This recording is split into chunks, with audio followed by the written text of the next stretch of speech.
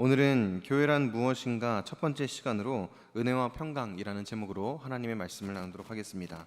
지난 시간까지 우리가 예배에 대해서 함께 말씀을 살펴봤고요. 오늘부터는 이 교회란 무엇인가라는 이 책을 가지고 에베소서 말씀을 함께 살펴보면서 교회란 무엇인가라는 주제로 함께 하나님의 말씀을 나누도록 할 겁니다. 우리가 계속해서 말씀을 수요일 날에 주제를 가지고 진행을 하고 있는데 우리 모든 성도님들이 지난 시간까지 예배에 대해서 배우는 시간을 가졌다면 이제 또 귀한 책을 가지고 또 말씀을 통해서 교회에 대해서 배워가는 시간들을 함께 가질 수 있었으면 좋겠습니다. 그래서 우리는 오늘은 첫 번째 시간으로 은혜와 평강이라는 제목의 말씀을 함께 나누도록 하겠습니다.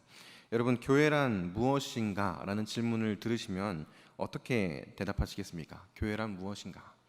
교회, 믿는 자들의 모임, 성도들이 함께 있는 공동체, 또 우리 우이중앙교회를 소개하는 분들도 계실 것 같아요. 교회란 무엇인가? 라는 질문은 우리가 참 많이 들었고 또 그에 대한 대답도 많이 듣고 직접 말하기도 하셨을 거라고 생각해요.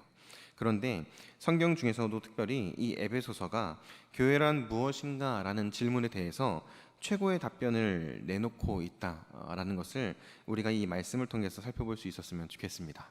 에베소서 말씀은 길지 않습니다. 짧은 말씀인데 이 짧은 바울의 서신을 통해서 교회란 무엇인가를 함께 알아가고 교회 가운데 하나님께서 주신 은혜와 사랑을 발견하는 이 수요 예배 시간들이 될 수 있었으면 좋겠습니다.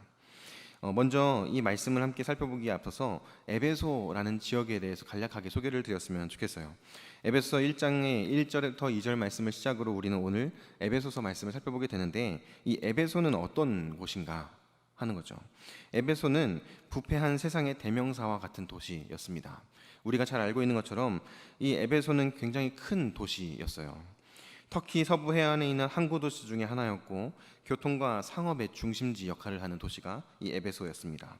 그리고 로마 제국 당시에 로마 제국에 있었던 큰 도시들이 몇 개가 있었는데 그 중에 하나였어요. 로마의 수도와 같이 엄청난 규모를 자랑하는 대도시 중에 하나가 바로 이 에베소라는 도시였습니다.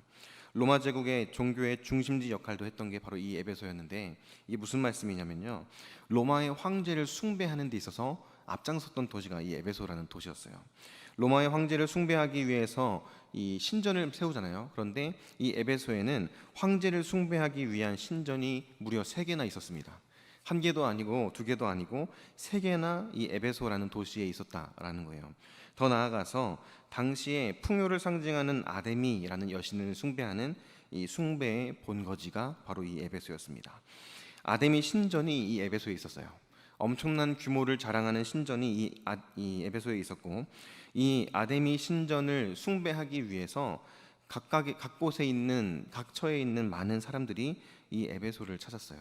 그래서 이 아데미 신전에서 우상 숭배를 하는 사람들로 인해서 숙박업도 많이 발달했고 또 아데미 신전의 기념품이라든지 아니면 아데미 신전에서 사용하는 우상들을 만드는 이러한 사업들도 매우 발달했던 도시가 바로 이 에베소였습니다. 정치, 경제, 무역 그리고 종교에 있어서 중요한 거점의 역할을 했던 도시가 바로 이 에베소였어요. 그리고 우리가 오늘부터 함께 살펴볼 이 에베소 교회는 바로 이런 도시에 속해 있었던 교회였다는 거죠. 여러분, 이 도시에 대한 소개를 제가 간략하게 한번 드렸는데 어떤 생각이 드세요? 이런 곳에서 신앙생활하면 참 좋겠다 이런 생각이 드시나요? 이런 곳에서 신앙생활하기 참 어렵겠다라는 생각이 들죠. 이 에베소에 있는 많은 사람들, 하나님을 알지 못하는 많은 사람들은 철저하게 우상을 숭배하는 사람들이었고 철저하게 물질에 사로잡힌 사람들이었습니다. 그리고 그런 사람들 가운데에서 복음을 전하고 복음을 삶으로 살아내는 것이 당시 에베소 교회의 성도들의 삶이었다는 거예요. 쉽지 않았을 것이고 매우 어려운 것이 그들의 신앙생활이었을 것을 우리는 충분히 쉽게 생각해 볼 수 있다라는 거죠. 이 에베소라는 도시에 바울이 2번 정도 이렇게 방문을 했었습니다. 첫 번째는 2차 전도 여행 기간에 먼저 방문해서 이곳에서 브리스길라와 아굴라 부부에게 복음을 전했어요. 그리고 그들을 통해서 그곳에 교회를 세우게 됩니다. 그리고 잠시 바울이 전도 여행을 또 하고 나서 3차 전도 여행 기간에 좀 오랫동안 이 에베소라는 도시에서 머물러요.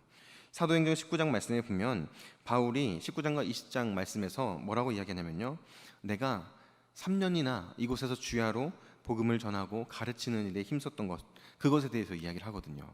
3년이라는 시간 동안 주야로 복음을 전하고 눈물로 교회의 성도들을 양육했던 곳이 바로 이 에베소라는 도시였다는 거죠. 그래서 그런지 바울의 어떻게 보면은 특별 교육을 받았던 교회였기 때문에 이 에베소 교회는 정말 잘 그리고 건강하게 세워져 갔던 교회 중에 하나였다는 거죠. 그런 교회에 지금 바울은 편지를 보내고 있는 겁니다. 바울이 편지를 보내서 무엇을 이야기하고 싶었을까요? 바울이 편지를 보내면서 뭘 원하고 뭘 전해주고 싶고 또 어떤 소식을 다시 듣고 싶었을까요? 다른 것은 다 제쳐놓고서라도 아마 바울이 원했던 것은 다른 게 아니라 에베소 교회의 성도들이 신앙생활을 잘하고 있습니다. 에베소 교회의 성도들이 열심을 내어서 주를 섬기고 열심을 내어서 복음을 증거하는 삶을 살고 있습니다. 이런 답변을 받기를 원하지 않았겠습니까? 당시에 바울은 감옥에 갇혀 있는 상태였어요. 로마의 감옥에 갇혀서 이 에베소 교회를 그리워하면서 편지를 쓰고 있다는 거죠. 그리고 오늘 우리가 읽은 본문 말씀에 보면 이 에베소 교회의 성도들에게 사도 바울이 전하고 있는 편지의 첫 마디가 등장한다는 겁니다. 오늘 우리가 1장 1과 2절 말씀을 함께 보면서 특별히 사도 바울은 지금 이 에베소 교회에 무엇을 이야기하고 있는가, 그리고 오늘날의 교회의 성도들인 우리들에게 하나님은 이 말씀을 통해서 무엇을 말씀하고 계시는가를 함께 살펴보았으면 좋겠습니다. 먼저 우리 2절 말씀 다시 한번 읽어보도록 하겠습니다. 2절 말씀 다시 한번 읽어보겠습니다. 시작. 하나님 우리 아버지와 주 예수 그리스도로부터 은혜와 평강이 너희에게 있을지어다. 아멘. 사도 바울은 자신이 지금 편지를 쓰고 있다는 것을 1절에서 이야기해요. 하나님의 뜻으로 말미암아 사도된 나 바울은 너희들에게 편지를 한다 하면서 지금 이 편지를 쓰고 있는 게 바울이라는 것을 밝힙니다. 그리고 나서 2절 말씀에 첫 인사를 이렇게 던지는 거예요. 너희에게 은혜와 평강이 있을지어다. 이런 인사를 전하고 있다는 겁니다. 은혜와 평강이 뭡니까? 은혜와 평강. 은혜는 우리가 잘 알고 있는 것처럼 하나님께서 우리들에게 선물로 주시는 게 은혜죠. 하나님께서 위로부터 허락하시는 놀라운 하나님의 사랑, 놀라운 하나님의 말씀, 그것들을 통해서 우리들에게 주시는 것이 은혜입니다. 평강은 무엇입니까? 말 그대로 평안함이죠. 하나님께서 우리들 삶 가운데 역사하셔서 우리가 평강하게 하시고 우리로 하여금 그 평안을 누리고 전하는 삶을 살게 하신다는 거예요. 그런데요, 이 에베소 교회의 성도들은요, 이미 이 하나님의 은혜를 경험한 사람들이에요. 이미 이 하나님이 주시는 평강을 경험한 사람들입니다. 어떤 이들은 지금도 그 하나님의 은혜를 경험하고 있고 지금도 그 하나님이 주시는 평강을 누리고 있는 사람들도 교회 안에 분명히 있었을 거란 말이에요. 그런데 사도 바울이 왜 이렇게 인사를 하고 있는 걸까요? 그냥 인사치레로 그냥 적당하게 내 마음을 표현하자 싶어서 은혜와 평강이 너희에게 있을지어다 라고 말했을까요? 사도 바울에게는 이 편지를 주는 목적이 있었어요. 그리고 이 편지를 쓰면서 은혜와 평강을 이야기하는 이유가 있었습니다. 다른 것이 아니에요. 무엇입니까? 흔들리지 말고 믿음을 끝까지 지키기를 권면하고 있는 거예요. 하나님의 은혜와 하나님께서 허락하시는 평강 가운데에서 너희들이 은혜 가운데 평강 가운데에서 믿음을 끝까지 지킬 수 있어야 한다라는 것을 이야기해주고 싶었다라는 거죠. 바울이 경험했던 에베소, 그리고 바울이 지금 기억하고 있는 에베소는 신앙생활을 하면서 믿음을 지키기가 결코 쉽지 않은 도시였다는 거예요. 바울이 그것을 너무나 잘 알고 있었습니다. 사도행전 19장 말씀에 보면 이렇게 말씀을 쭉 읽어보면요, 사도 바울이 에베소에서 어떤 사역을 했는지를 자세하게 기록하고 있어요. 사도 바울이 에베소에서 복음을 전하면서 그곳에 있었던 병자가 치유되고 귀신 들렸던 사람이 자유케 되고 믿지 않던 이방인들이 주님께로 돌아오면서 회심하는 역사들이 어마어마하게 벌어집니다. 그런데 그 가운데에서 복음의 역사 그렇게 아름답게 펼쳐지는 것뿐만이 아니라 복음에 반대해서 사도 바울을 배척하는 사람들도 있었다라는 거예요. 대표적인 인물로 데메드리오라는 인물이 있습니다. 이 아데미 여신의 우상을 만들어서 파는 은장색 중에 한 사람이었는데, 이 데메드리오라는 사람이 사도행전 19장 말씀에서 사도 바울에 대해서 이렇게 이야기해요. 이 사람 때문에 우리가 힘들어진다. 뭐가 힘들어지는 거냐면요, 우리가 이 아데미 우상을 만들어 가지고 돈 잘 벌고 풍족하게 살고 잘 먹고 살고 있었는데 바울이 와서 이 우리의 사업이 다 지금 망하게 생겼다라고 이야기를 하기 시작해요. 물질에 대해서 이야기를 하는 거죠. 그리고 두 번째로는요, 바울이 전한 복음으로 말미암아 아데미 여신이 무시를 당한다. 아데미 여신을 믿는 사람들이 아데미 여신을 떠나서 그가 전하는 그 도를 따라가고 있다라고 이야기를 하기 시작해요. 그리고 나서 어떤 일이 일어나면 데메드리오를 따르는 많은 사람들, 그리고 주변에 있던 사람들이 그 이야기를 듣고 분노하기 시작합니다. 우리 잘 살고 있었는데 왜 바울이 복음이라는 걸 전해서, 예수 그리스도라는 사람을 전해서 우리가 잘 먹고 잘 사는 이 길을 막고 있느냐, 왜 우리 아데미 여신이 그렇게 무시를 당하게 만드느냐라고 하면서 분노를 일으키고 이 에베소 시내에 어마어마하게 큰 소요 사태가 일어나기 시작해요. 그리고 이 사람들이 몰려다니면서 바울과 함께하던 동역자들을 잡으려고 혈안이 되어서 돌아다니기 시작하는 거예요. 그런 상황 가운데서 바울이 도망쳐 나오는 거죠. 그리고 도망쳐 나오면서 이 에베소 교회에 있었던 장로들을 해변가로 따라 불러가지고 그들에게 교회를 잘 지켜야 된다, 하나님의 말씀에 당신들을 맡기겠다라고 하면서 마지막 인사를 건네고 떠나가게 되는 거예요. 사도 바울이 경험했던 에베소라는 도시는 어떤 도시입니까? 물질에 사람들이 매여 있는 도시였어요. 그리고 우상에 사람들이 매여 있는 도시였습니다. 이 에베소에 있는 많은 사람들은 크게 이 물질과 우상이라는 것에 철저하게 종속되어 있는 사람들이었다는 거예요. 세상을 살아가는 많은 사람들이 그렇게 살아가지 않습니까? 물질과 우상을 섬기면서 살아가죠. 그런데 예수님께서는요, 분명하게 이에 대해서 이렇게 말씀하셨어요. 마태복음 6장 24절 말씀에 보면요, 이런 말씀이 있습니다. 한 사람이 두 주인을 섬기지 못할 것이니 혹 이를 미워하고 저를 사랑하거나 혹 이를 중히 여기고 저를 경히 여김이라. 너희가 하나님과 재물을 겸하여 섬기지 못하느니라 라고 말씀하셨단 말이에요. 바울이 볼 때 에베소 사람들은 어떤 사람들입니까? 하나님이 아니라 다른 것을 섬기는 사람들이었어요. 하나님이 아니라 다른 것을 섬기는 사람들이었습니다. 어쩌면 에베소 교회 안에서 이제 막 신앙생활을 하고 있는 사람들 중에서는 하나님과 물질을 함께 섬기려고 하는 사람들도 있었을지도 모르겠어요. 그런데 중요한 것은 무엇입니까? 그만큼 에베소라는 에베소 교회가 속해 있는 에베소라는 도시가 믿음을 지키면서 살기가, 예수 그리스도를 따라서 믿음을 지켜 거룩한 삶을 살아가기가 결코 쉽지 않은 도시였다라는 거예요. 우리도 마찬가지죠. 세상을 살아가는 우리들의 삶 가운데 물질적인 것들이, 특별히 오늘날에 우리가 살아가는 이 사회는 물질이 굉장히 강력한 이 영적인 이 위험 요소 아닙니까? 그런데 이 물질적인 부분들이 우리의 삶 가운데 풍족하게 되어지고 여러 가지 문제들이 물질로 말미암아 해결되는 것을 경험하면 우리도 이 에베소에 있는 사람들과 같이 하나님보다 물질을 더 붙들고 의지할 수 있는 연약함을 가진 존재들이 저와 여러분들이라는 거예요. 맞지 않습니까? 우리의 삶 가운데 하나님보다 지금 당장 내 눈앞에 보이는 이 물질이 더 현실적으로 보여지고 나의 삶 가운데 이 물질이 더 실제적인 방안처럼 느껴질 때가 종종 있지 않느냐 하는 거예요. 그런데 그런 상황 가운데 사도 바울이 이야기하는 것은 무엇입니까? 거기에서 마음 뺏기고 흔들려서는 안 된다. 하나님의 은혜와 하나님께서 허락하시는 평강이 너희에게 가득 차 있어야 된다. 너희들의 삶 가운데 그 은혜와 평강이 충만하게 흘러 넘치기를 소망한다 라는 마음으로 사도 바울은 지금 에베소 교회의 성도들에게 인사말을 건네고 있다는 거예요. 19세기 유럽에서 영국이 굉장히 강력한 해군력을 가지고 전 세계의 바다를 지배했던 시기가 있었습니다. 당시에 영국이 해군과 함께 많은 상선들이 이 5대양 6대지를 다니면서 장사를 하고 돈을 벌어들이기 시작해요. 그래서 영국은 막강한 해군력을 바탕으로 경제적으로도 부강한 나라가 됩니다. 그런데 그와 동시에 어떤 일이 있었냐면 수많은 무역선들이 활동한 만큼 이 무역선들이 침몰하는 사고가 계속 발생했다는 거예요. 1871년의 2월 달에는요, 영국에서 한 번에 15채나 되는 배가 침몰하는 사건이 있었습니다. 15척이 한 번에 침몰했어요.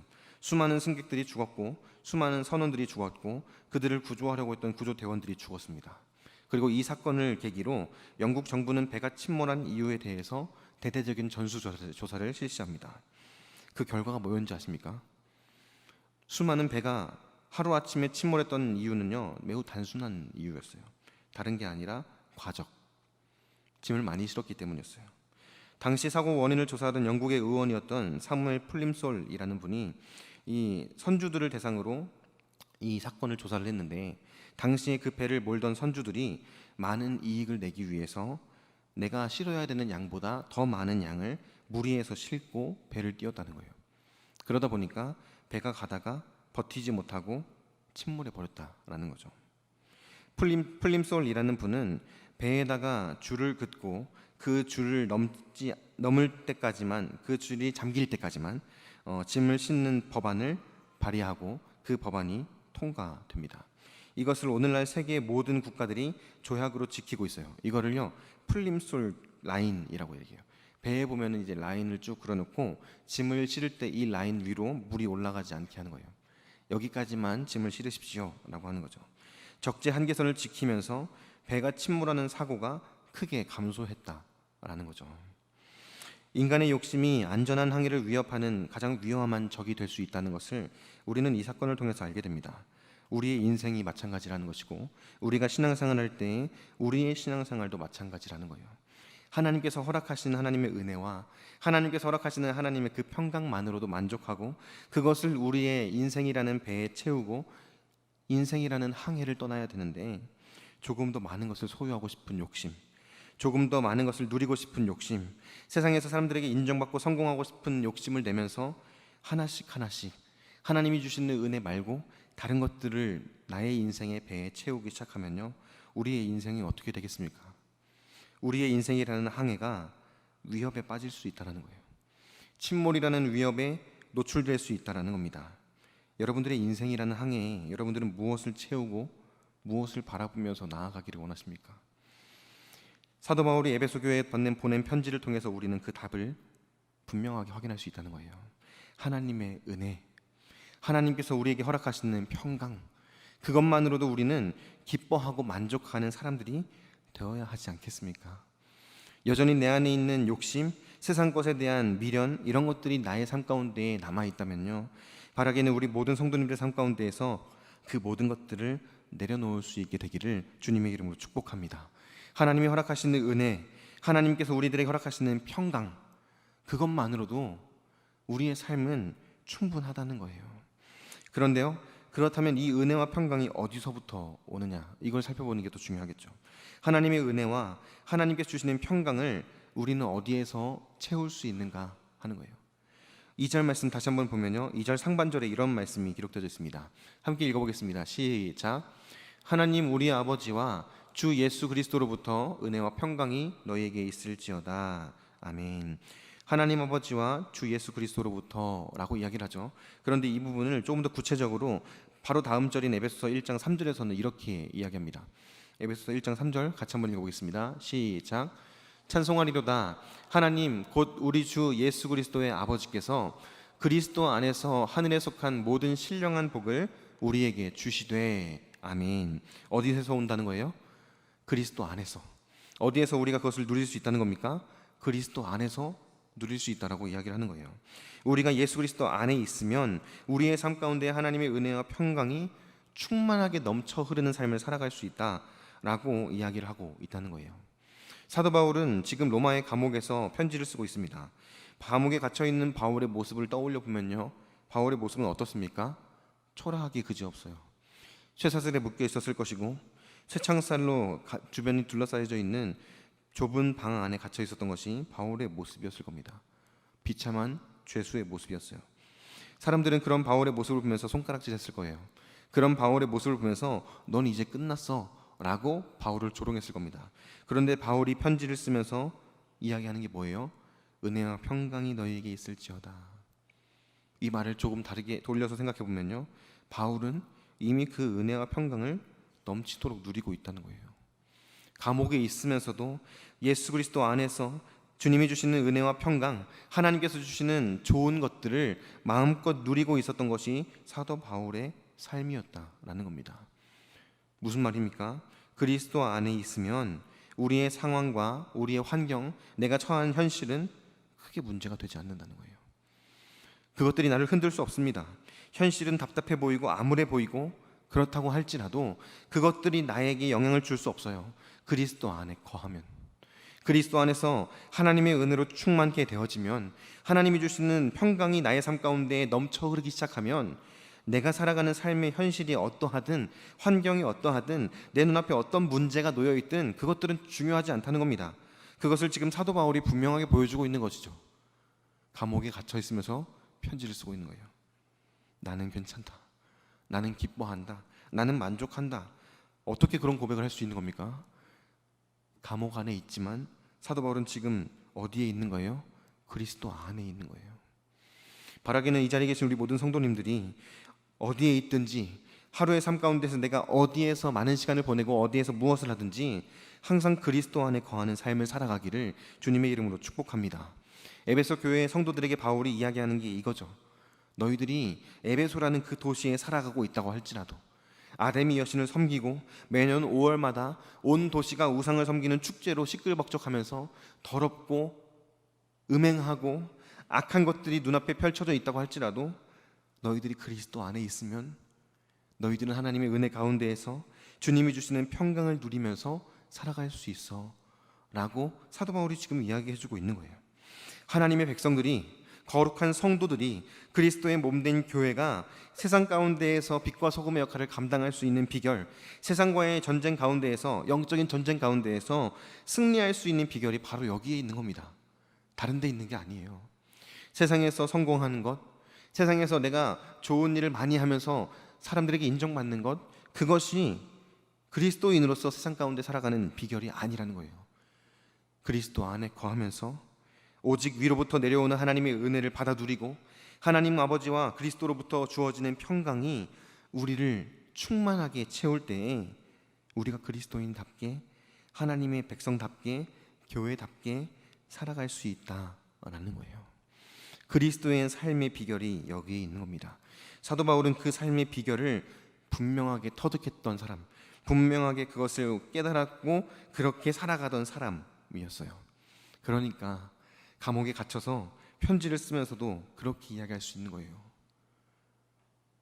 나 너무 힘들다. 나 좀 도와줘라. 그렇게 편지를 쓸 수 있지 않습니까? 그런데 그런 내용은 찾아볼 수 없어요. 나는 기뻐한다. 나는 감사한다.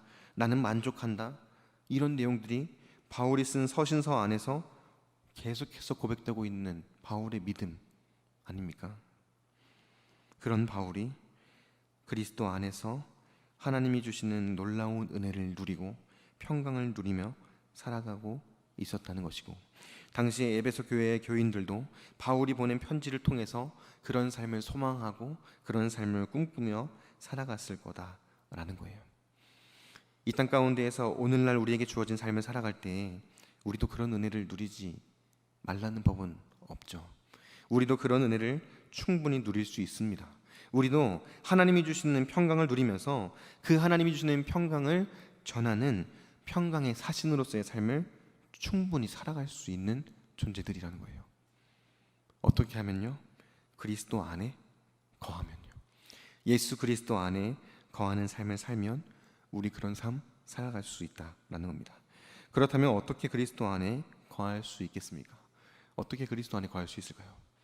예수 그리스도 안에 거하라 라고 말하잖아요.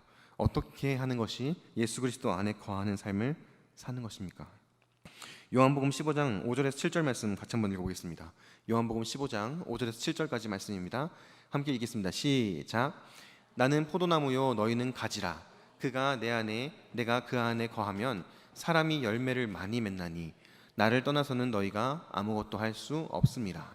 사람이 내 안에 거하지 아니하면 가지처럼 밖에 버려져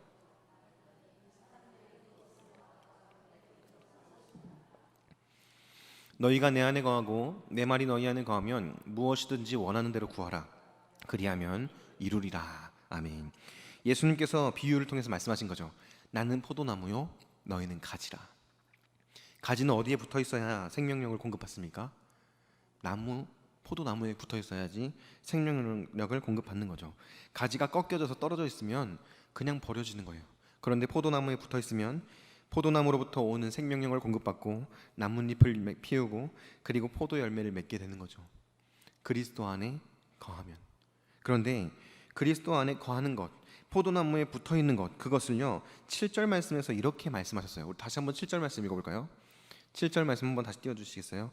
함께 읽겠습니다. 시작. 너희가 내 안에 거하고 내 말이 너희 안에 거하면 무엇이든지 원하는 대로 구하라. 그리하면 이루리라. 아멘. 뭐라고 말하는 거예요? 너희가 내 안에 거하고 내가 너희 안에 거하면 이라고 말하지 않고 뭐예요? 내 말이 너희 안에 거하면 이라고 말했어요. 예수님께서 너희가 내 안에 거하고 내가 너희 안에 거하면 이라고 말씀하시지 아니하시고 내 말이 너희 안에 거하면 이라고 말씀하셨습니다. 그리스도 안에 거할 수 있는 방법이요, 어디에 있는 겁니까? 하나님의 말씀에 있어요.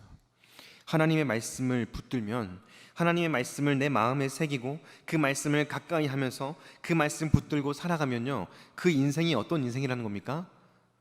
그리스도 안에 거하는 인생이라는 거예요. 하나님의 말씀을 가까이 하십시오. 하나님의 말씀을 묵상하고 연구하고 하나님의 말씀을 붙드는 삶을 사십시오. 그러면 그리스도 안에 거하는 인생을 살 수 있다라는 겁니다. 예수님이 직접 말씀하신 거예요. 내 말이 너희 안에 거하면. 사랑하는 성도 여러분, 우리는 모두 다 이 땅 가운데 살면서 그리스도 안에 거하는 삶을 살아가야 하는 존재들입니다. 그리스도 안에 거하지 아니하고 그리스도 밖에 거하면요, 우리는 그리스도인다운 삶을 살아갈 수가 없어요. 그런데 어떻게 그리스도 안에 거할 수 있다고 말하는 겁니까? 예수님의 말씀이 우리 안에 거하면, 하나님의 말씀이 우리 안에 거하면 그리스도 안에 거하는 거라고 말하는 거예요. 여러분들은 하나님의 말씀을 가까이 하는 삶을 살고 계십니까? 하나님의 말씀을 읽고 묵상하고 연구하고 말씀을 들을 때마다 말씀 속에 숨겨져 있는 보화들을 발견하고 하나님의 은혜 가운데서 기뻐하고 감사하는 삶을 살고 계십니까? 제가 예전에 봤던 여러 통계 자료들이 있었는데 여러 가지 통계 자료를 보면서 참 많이 안타까웠던 게 뭐가 있었냐면요, 교회를 다니는 성도들의 삶 가운데 하나님의 말씀을 묵상하는 시간들이 매년 줄어든다는 거예요. 시간이 흐르면 흐를수록 말씀을 읽고 묵상하는 시간들이 계속 줄어들어요. 물론 이건 일부의 사람들을 그룹으로 해서 통계를 조사한 거기 때문에 모든 사람들에게 또 똑같이 적용할 수는 없겠죠. 그런데 대다수의 사람들이 많은 퍼센티지로 말씀을 읽고 묵상하는 시간들을 점점점 줄여가고 있다는 거예요. 우리는 어떻습니까? 저와 여러분들은 어떻습니까? 말씀을 읽고 하나님의 말씀 가운데 거하는 시간, 말씀을 묵상하면서 하나님께서 오늘 나에게 주시는 은혜들을 발견하는 시간, 그 시간들을 매일매일 잘 가지고 계십니까? 아니면 오늘은 좀 바쁘니까 건너뛰어야지, 일주일에 한 번씩 주중에 예배 나가서 말씀 들으면 그걸로 충분하지 라고 생각하면서 가정에서 혹은 나 혼자 있는 시간 가운데 하나님의 말씀을 펼쳐서 읽는 시간들, 읽는 모습들을 찾아보기 어려운 것이 우리들의 삶으로 보여지고 있지는 않습니까? 바라기는 우리 모두의 삶 가운데 다시 말씀 앞에 서는 시간들이 온전하게 회복될 수 있기를 주님의 이름으로 축복합니다. 다시 하나님의 말씀을 가까이 하고 하나님의 말씀을 더 깊이 묵상하고 하나님 말씀을 더 알아가고 싶어서 연구하고 교회 안에서 성경 공부를 하고 교회 안에서 뭔가를 배울 수 있는 기회, 양육의 시간들이 주어진다면 적극적으로 참여하고 적극적으로 동참하는 저와 여러분들이 될 수 있었으면 좋겠어요. 교회는 그런 곳이어야 되는 거죠. 성도의 삶은 그러해야 한다는 거예요. 말씀을 가까이 하는 삶, 말씀을 붙들고 나아가는 삶 가운데 우리는 그리스도 안에 거하는 복된 삶을 살아갈 수 있다라고 성경은 이야기합니다. 그리고 그런 삶 가운데에서 사도 바울은 살았고 그런 삶 가운데에서 에베소 교회의 성도들에게 말씀을 전하고 있는 거예요. 하나님으로부터, 우리 주 예수 그리스도로부터 은혜와 평강이 너희에게 있을지어다. 은혜와 평강이 너희에게 있을지어다. 마지막으로 한 가지를 더 살펴봤으면 좋겠습니다. 사도 바울이 은혜와 평강을 이야기합니다. 하나님의 은혜와 하나님이 주시는 평강이 너희 삶 가운데 있을지어다 라고 이야기를 해요. 그런데 이 은혜와 평강에 대해서 이야기할 때요, 너희들만 그것을 받아 누리고 너희들만 그것을 받아 누리고 경험하면서 만족하고 기뻐하는 삶을 살라고 사도 바울은 이야기한 게 아니에요. 너희들이 먼저 그리스도 안에서 그 은혜와 평강을 받아 누리고 그 다음에 해야 될 게 있어요. 그 다음에 해야 될 것. 그리스도로부터 받아 누린 그 은혜, 그리스도로부터 받아 누린 그 평강을 전하는 사신의 역할을 감당해야 돼요. 하나님께서 우리들에게 은혜를 주시는 것은 나 혼자 그 은혜를 받아 누리고 기뻐하면서 세상 가운데에서 행복하게 살다가 나의 품에 안겨라, 그런 의도로 주시는 게 아니죠. 내가 너에게 먼저 은혜를 준 것은 그 은혜를 알지 못하는 이들에게 그 은혜를 전하고 그 은혜를 증거하라고 하나님이 우리를 먼저 부르시고 택하신 거라는 거예요. 그래서 교회에서 뭘 한 겁니까? 이번에 말레이시아로 간 거예요. 그래서 선교를 간 거고요.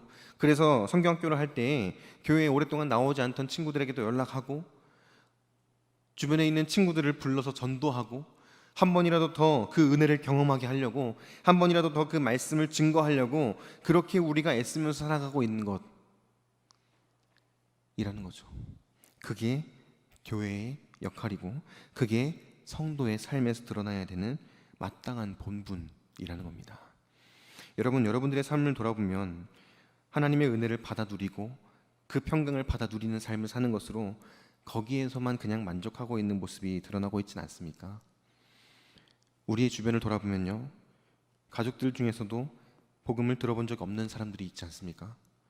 내가 사랑하는 나의 친구들 중에서 나를 통해서 예수 그리스도의 십자가의 복음을 들어본 적이 없는 친구가 있지 않습니까? 어쩌면 가족들이, 내 친구들이, 내가 만나는 많은 사람들이 나를 통해서 그리스도의 복음을 한 번도 들어보지 못한 채 세상을 살아가다가 생명을 다 마치고 죽음 앞에 설 수도 있어요. 그게 얼마나 비참합니까? 내가 사랑하는 이가 그런 인생 살아가다가 결국에는 저 지옥불에 떨어진다면 그게 얼마나 고통스러운 일이겠습니까? 우리에게 맡겨진 것은 나 혼자 은혜를 받아 누리고 하나님이 주신 평강 가운데서 평안함을 누리는 것, 주님 안에서 화평을 누리는 것, 그것뿐만이 아니라 그것을 전하는 삶, 그것을 증거하는 삶, 그리스도의 복음의 증인된 삶을 하나님께서는 우리들에게 원하신다라는 사실을 기억할 수 있기를 바랍니다. 먼저는 내가 그 은혜를 받아 누리고 그 은혜를 전하는 거예요. 그게 오늘날의 우리들의 삶 가운데, 또 우리 교회 가운데에 온전하게 드러나고 회복되어질 수 있기를 주님의 이름으로 간절히 축복합니다.